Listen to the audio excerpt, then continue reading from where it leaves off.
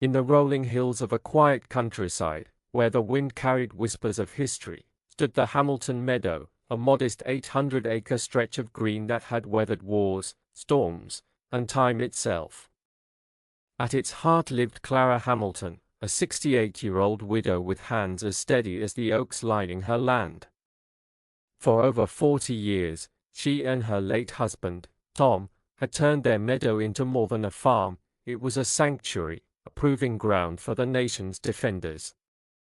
Clara's family had a legacy stitched into the soil. Her grandfather had first opened the meadow to paratroopers during World War II, offering it as a drop zone when the military scrambled for training grounds. Her father kept it alive through Korea, guiding young soldiers as they tumbled from the sky, chutes billowing like clouds.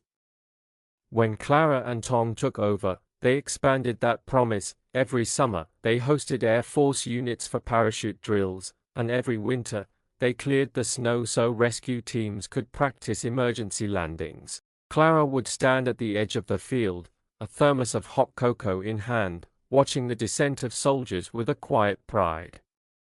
"Can't let them land cold and hungry," she'd say, handing out mugs and thick slices of her cornbread to shivering crews. The meadow wasn't just land, it was a lifeline. Pilots honed their precision here, medics learned to save lives under pressure, and countless recruits found their courage in its open embrace. The locals knew it too. They'd wave as helicopters buzzed overhead, a familiar hum that meant Clara was at work again, keeping the field ready no matter the season.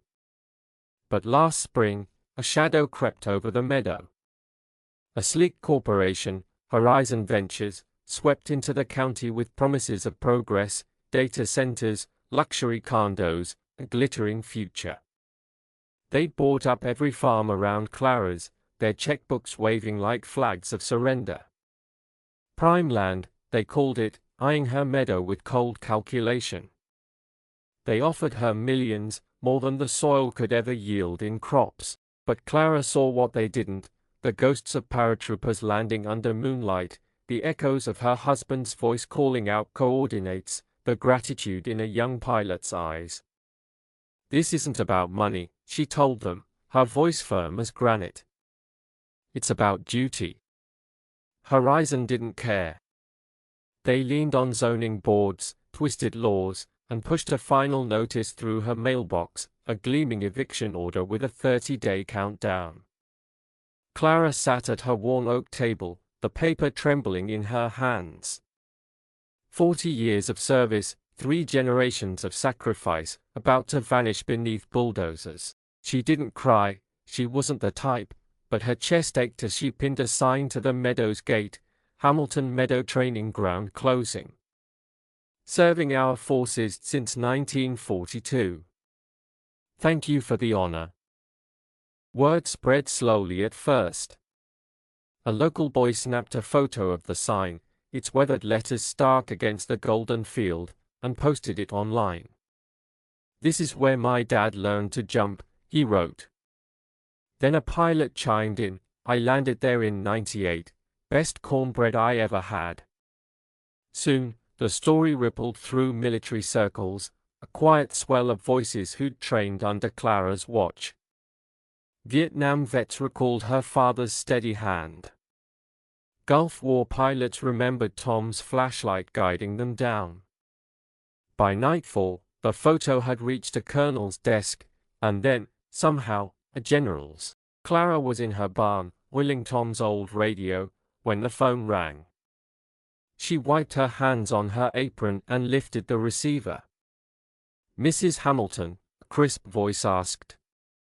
"Please hold for General Grayson." Her breath caught.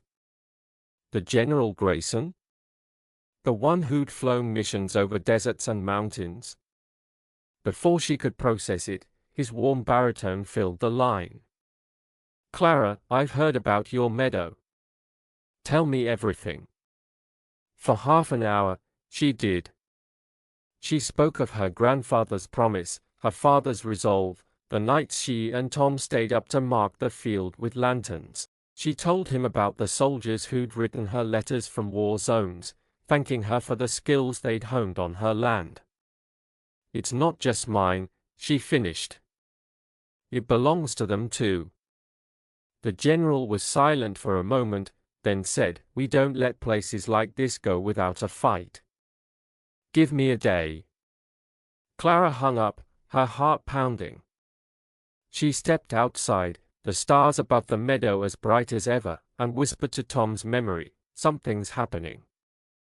The next morning, as dawn painted the hills gold, a low rumble stirred the air. Clara looked up to see a formation of Chinooks slicing through the sky, their blades thumping like a heartbeat.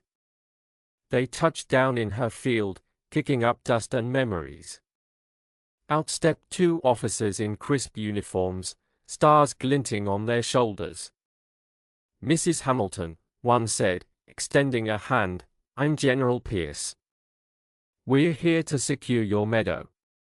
Over coffee, Clara insisted, they spread out maps and contracts.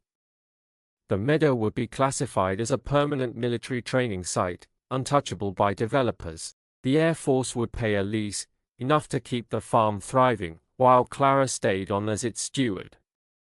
"Sign here," Pierce said, sliding a pen across the table.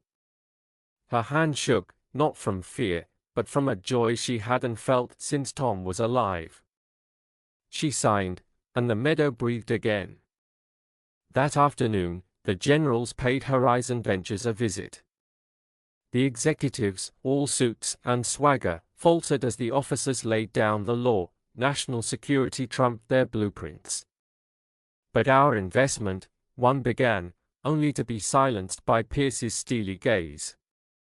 "Revise your plans," he said. "This land's spoken for." By evening, Horizon backed off, their grand campus shrinking to spare not just Clara's meadow, but the neighboring farms they'd strong-armed. Today, Hamilton Meadow hums with life. Clara, now 69, tends it with her nephew, who's learning the ropes, literally, as he helps rig parachute lines. The training schedule's packed, choppers dipping low as soldiers leap into the sky she's guarded for decades. She still pours cocoa, still bakes cornbread, smiling as crews thank her with dusty grins. The old closing sign hangs above her fireplace, a relic of a battle won. When folks ask about that day, the call, the helicopters, Clara just shrugs. "I'd rather you see the field," she says, pointing to where a young paratrooper floats down, safe in the meadow's embrace. It's not just her victory, it's proof that some things, built on loyalty and love, endure beyond the reach of greed.